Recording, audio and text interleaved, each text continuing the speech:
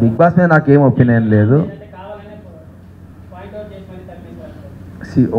Point out చేసిరని అయితే నేను feel అయినా హానెస్ట్గా. ఎందుకనంటే ఇప్పుడు ఏదన్నా రూల్ తప్పినామనుకో అన్న, బిగ్ బాస్ నుంచి వార్నింగ్ వస్తుంది, మీరు రూల్ తప్పుతున్నారు జాగ్రత్త అని వార్నింగ్ వస్తుంది బిగ్ బాస్ నుంచి. నా విషయంలో ఒక్కసారి కూడా రాలేదు. రానప్పుడు పక్క వాళ్ళందరూ చాబోయి నువ్వే నువ్వే నువ్వే అంటే గుమ్మడికాయ దొంగ అంటే నేను ఎందుకు భుజాలు అనుకుంటావు? నేను తప్పు చేస్తే డైరెక్ట్ చెప్తారు కదా వాళ్ళు, బిగ్ బాస్ చెప్తాడు. నేను టేబుల్ మీద తబలా కొడుతుంటే అబ్బాయి మీరు చేసే పని తక్షణమే ఆపేయండి అన్న క్యాండిడేట్ నేను బిగ్ బాస్ గురించి మాట్లాడుతున్నప్పుడు ఆయన అననప్పుడు నేను ఏమనుకుంటా, వాళ్ళు అన్ని పిచ్చర్ లైట్లు లైట్ తీసుకుంటారు. ఇప్పుడు వాళ్ళు ఏంది, మన పేషెన్సీ టెస్ట్ అక్కడ. వీడు టంగ్ లూజ్ అవుతున్నాడు అని అనుకుంటారు, కానీ వీడు నన్ను తిడుతున్నాడు ఎందుకు అనుకుంటారు అని చెప్పి నేను ఆబ్వియస్లీ అనుకుంటా. ఎందుకంటే నేను కన్ఫెషన్ రూమ్కి వెళ్తాను చాలాసార్లు అడిగిన.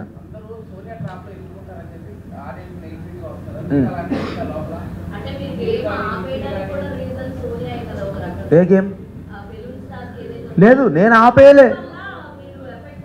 లేదు, నేను ఆపేయలేరా. నేను ఎందుకంటే డే 1 నుంచి చిన్న చిన్న పదాలు ఎత్తుక్కొని ఈ పదాలే మా స్ట్రాటజీ అని మాట్లాడారు వాళ్ళు. సరే బిడ్డ, మరి నా స్ట్రాటజీ కూడా నాకున్నదని నేను అన్నా.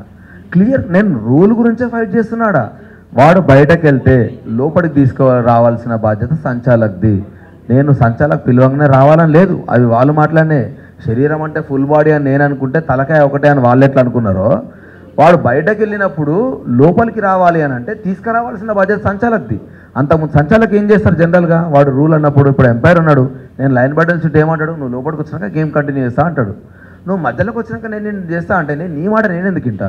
నేను బరాబరేనా? ఇప్పుడు ఆమె వింటదా? వేరే సంచాలక్ అయితే అడ్డంగా వాదిస్తుంది. ఫుల్ మ్యానిపులేటింగ్ అంటే నేనేమంటా తెలుసా, ఇప్పుడు వినటోడికి బుర్రలేదంట కరెక్ట్గా. నువ్వు ఎందుకు మ్యానిపులేట్ అవుతావు భయ్? నీ అమ్మ నీకు 25 ఏళ్ళు దాటి ఉన్న వాళ్ళు అందరూ ఉన్నారు, నువ్వు మ్యానిపులేట్ ఎందుకు అవుతావు? నేను అందుకే మ్యానిపులేట్ అవుతున్నావు అనుకున్న వాళ్ళందరితో మాట్లాడిన. నేను నిఖిల్కి చెప్పిన, మిగతా వాళ్ళందరికీ చెప్పిన, సీతుకు కూడా కొన్ని చెప్పిన.